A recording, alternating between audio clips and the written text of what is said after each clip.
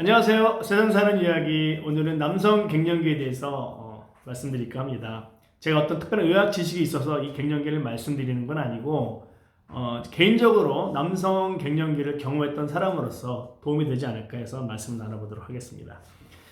제가 어느 날부터 기운이 하나도 없더라고요.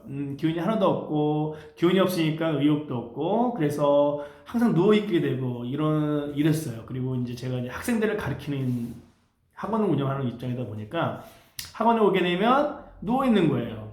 근데 아이들 발소리만 들리면 겁이 나는 거예요. 힘이 없으니까 의욕도 없고.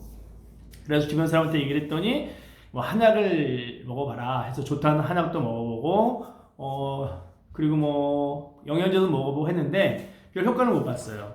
그런데 어느 날 그 남자들의 생식기에 약간 이상한 느낌이 오더라고요. 어느 순간에. 그래서 이거 뭔가 문제가 있구나 해서 이제 이 비뇨기과를 갔더니 거기서 이제 전립선 비대증 초기 증상이 왔다 이런 식으로 얘기를 하더라고요. 그러면서 거기 의사분이 얘기하기를 그 남성 호르몬이 거의 제로에 가깝다고 얘기를 하더라고요. 남성 호르몬이 10이라고 가정했을 때 거의 2 정도, 1, 2 정도 이제 와 있었던 거죠. 그때서 깨달은 거죠. 이게 남성 호르몬이 없어서 내가 그런 증상을 겪었구나. 그래서 의사분한테 그런 얘기를 하니까 그렇다라고 얘기를 하시더라고요. 그래서 어떻게 처방을 받았냐면 이제 남성 호르몬을 이제 그때는 너무 많이 떨어졌으니까 일주일 간격으로 남성 호르몬을 맞았습니다. 그 남성 호르몬을 맞고 나니까 정말 그 거짓말처럼 그 기운이 없는 증상도 사라지고 당연히 그런 증상이 사라지게 되니까 이제 의욕도 생기고 이렇게 되더라고요. 그리고 그 전립선 비대증하고 약을 같이 먹었는데 그 의사 선생님은 얘기로는 이 전립선 비대증 약이 부작용이 있는데 그게 뭐 머리도 희게 하고 흰머리를 까맣게 만들고 또 머리털도 나게 하고 뭐 이런 부작용이 있다고 얘기하더라고요. 이건 물론 그 의사 선생님의 주관적인 얘기일 수도 있습니다만은 아무튼 그래가지고 제가 갱년기를 이제 극복을 했어요. 그리고 의사분이 그 갱년기에서 그 약을 처방해 호르몬을 주사하면서 뭐라고 그랬냐면 꼭 운동을 하셔라 이렇게 얘기하더라고요. 그래서 갈 때마다 물어보는 거예요. 어떤 운동을 하십니까? 그래서 제가 이제 의사 말이라면 칼같이 잘 듣거든요. 그래서 처음에는 매일 주 5일 운동을 하고 그리고 하다가 좀 더 효율적으로 해보자. 그래서 하루는 상체 운동, 하루는 하체 운동, 그리고 달리기 이렇게 이제 했거든요. 그러니까 이제 당연히 체력도 좋아지고 그리고 당연히 체력이 좋아지니까 건강도 좋아지게 되고 이런 부수적인 효과가 있더라고요. 그래서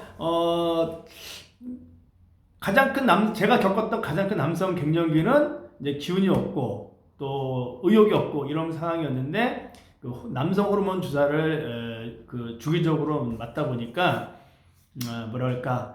그런 증상들이 사라지게 되고 또 건강한 삶을 더 살게 되더라고요. 또 운동도 더 적극적으로 하게 되고 그래서 어떻게 보면은 의사 선생님 말로는 나이에 비해서 조금 일찍 왔다고 하더라고요.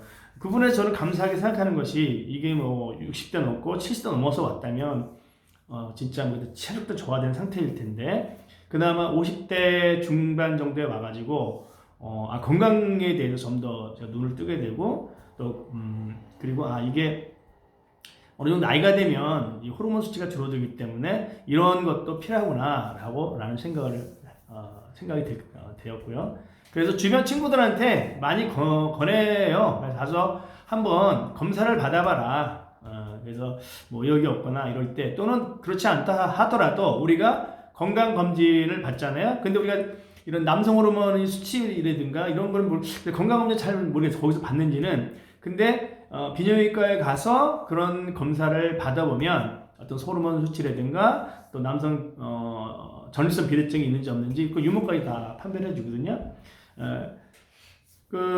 가격 부분에서 보면은 호르몬 주사 같은 경우는 지금 제가 보니까 한 5만 원 정도의 처방을 받고 그다음에 이런 검사를 할 때도 역시 뭐 5만 원 정도 검사를 미가 들었던 것 같아요. 그래서 이런 부분은 실손보험이 있는 경우에는 다 보험 처리가 되더라고요. 그렇기 때문에 우리가 남성분들은 50대가 넘으신 경우에는 뭐 우리 건강검진 받듯이 이런 그 검사를 받아오면 현재 나의 호르몬 수치가 어떻게 되는 건지, 그리고 전립선 비대증이라든가 이런 전립선에 문제가 없는 건지 우리가 한번 체크할 수 있는 좋은 기회가 되지 않을까 생각이 듭니다. 비용도 크게 많이 들진 않고요. 단지 이제 전립선 검사할 때 초음파 검사를 좀 하더라고요. 근데 그게 이제 항문 쪽을 넣어가지고 그 어떤 그 기계장치라고 하나? 그걸 넣어서 검사하는 거기 때문에 그때는 약간 고통이 좀 있더라고요.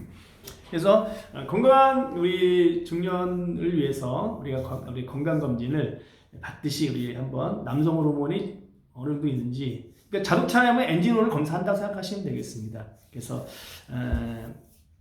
50대 넘으신 분들은 한번 건강 검진 하듯이 우리 남성 호르몬에 관련된 그런 검사를 받아보시는 것도 크게 도움이 되지 않을까 그런 생각이 듭니다. 저 개인적으로는 비뇨기과에 가서 검사를 받았고요.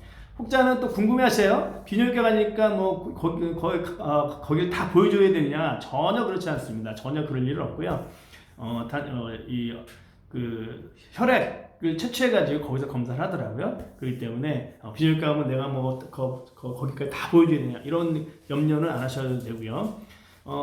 비뇨기과 보니까 또 남성 간호사들이 많이 계시더라고요. 제가 한 데는 여성 간호사는 없으셨고 남성 간호사분들이 다 이렇게 어떤 그 병원 업무 처리를 해주기 때문에 아주 편하게 어떤 검사와 진단을 받고 또 치료 활동을 할 수 있었습니다.